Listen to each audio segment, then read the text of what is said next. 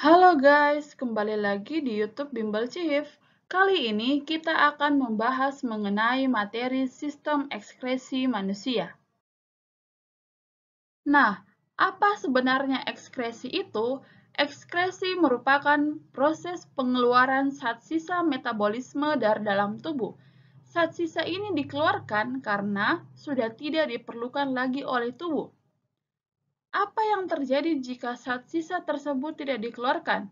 Maka zat sisa tersebut dapat menjadi toksik atau racun bagi tubuh dan juga bisa menimbulkan berbagai macam penyakit yang tidak diinginkan.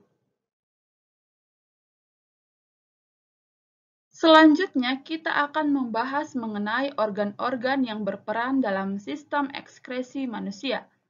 Organ yang pertama ialah hati, di mana hasil ekskresinya yaitu empedu dan urea. Yang kedua, ginjal, hasil ekskresinya ialah urin. Yang ketiga, kulit, hasil ekskresinya ialah keringat. Dan organ terakhir yaitu paru-paru, hasil ekskresinya ialah CO2 dan H2O atau uap air.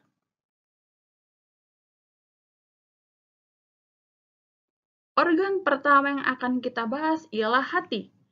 Hati terletak di sebelah kanan atas rongga perut, tepatnya di bawah diafragma.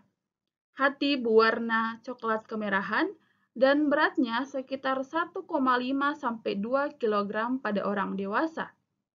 Secara umum, hati memiliki beberapa fungsi. Yang pertama, membantu proses pencernaan. Yang kedua, sebagai organ detoksifikasi atau penetral racun di dalam tubuh. Yang ketiga, menyimpan kelebihan gula dalam bentuk glikogen. Yang keempat, menghasilkan zat imun atau antibodi.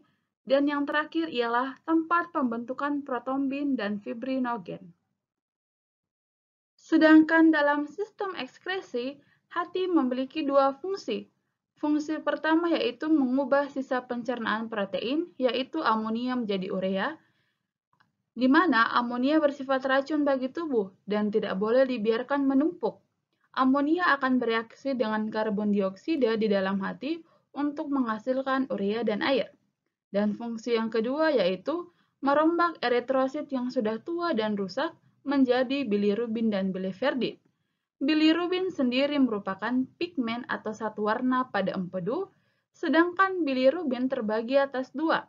Yang pertama ialah urobilin yang berfungsi untuk memberi warna pada urin, dan yang kedua adalah sterkobilin yang berfungsi untuk memberi warna pada feses. Nah, sebagai pengetahuan tambahan untuk kalian, hati memiliki kemampuan khusus yang tidak dimiliki oleh organ lain. Apakah itu? Hati memiliki kemampuan untuk tumbuh kembali jika mengalami kerusakan. Untuk dapat kembali ke ukuran semula, hati hanya memerlukan sekitar 25% massa hati mula-mula.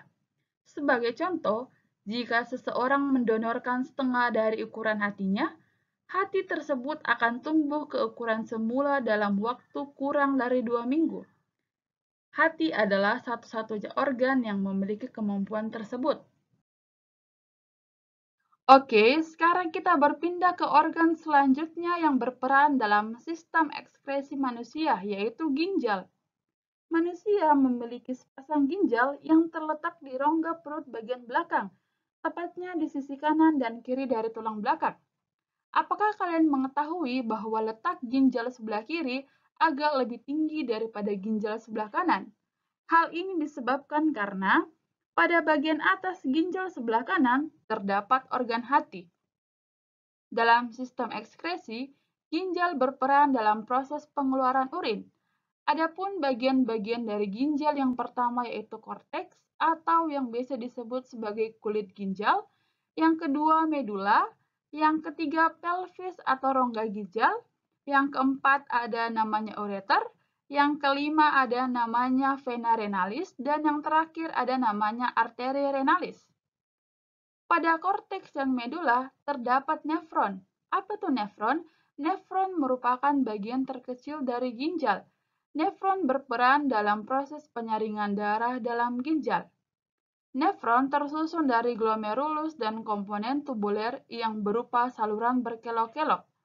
Komponen tubuler pada nefron terdiri atas tubulus contortus proximal atau yang biasa disingkat TKP, lengkung Henle, tubulus contortus distal atau disingkat dengan TKD, dan yang terakhir ialah tubulus collectivus. Karena ginjal berperan dalam proses pengeluaran urin, maka mari kita mempelajari bagaimana urin terbentuk. Urin terbentuk melalui 3 tahap. Tahap pertama ialah filtrasi atau penyaringan. Tahap ini terjadi di glomerulus dan kapsula Bowman.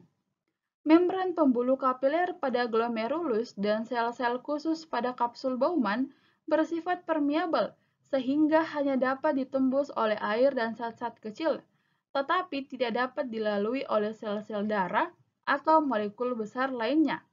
Hasil dari tahap filtrasi dinamakan urin primer.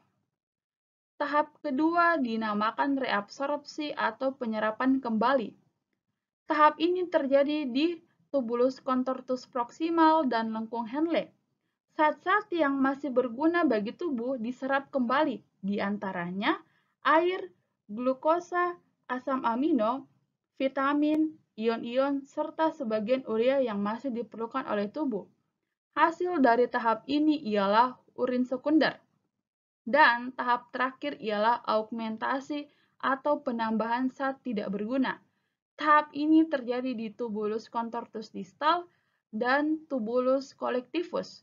Hasil dari tahap augmentasi ialah urin sesungguhnya yang siap dikeluarkan dari dalam tubuh melalui uretra. Sebelum dikeluarkan dari tubuh, urin yang berasal dari ginjal akan ditampung sementara di dalam kantong kemih sebelum pada akhirnya akan dikeluarkan melalui uretra.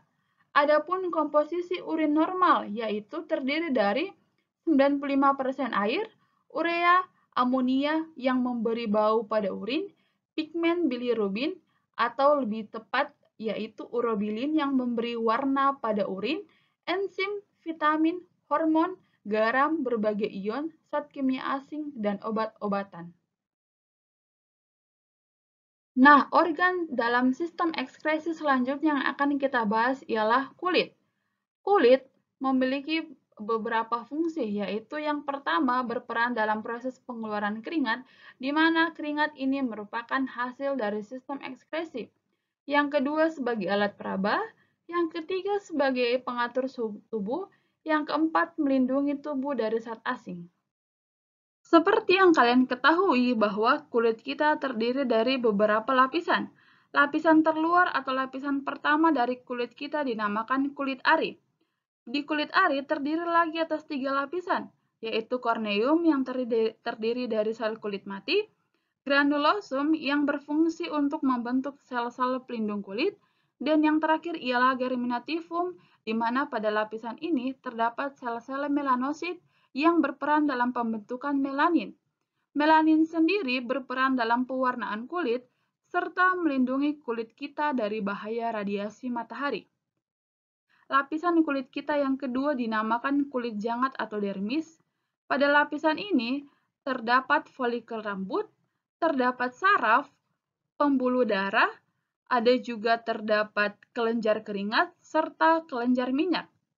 Dan lapisan terakhir dari kulit kita dinamakan lapisan subkutan atau hipodermis. Pada lapisan ini terdapat lemak.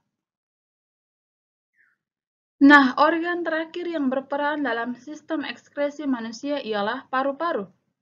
Paru-paru terletak di dalam rongga dada. Paru-paru manusia terdiri atas paru-paru kanan dan kiri yang dilapisi oleh selaput pelindung yang disebut pleura.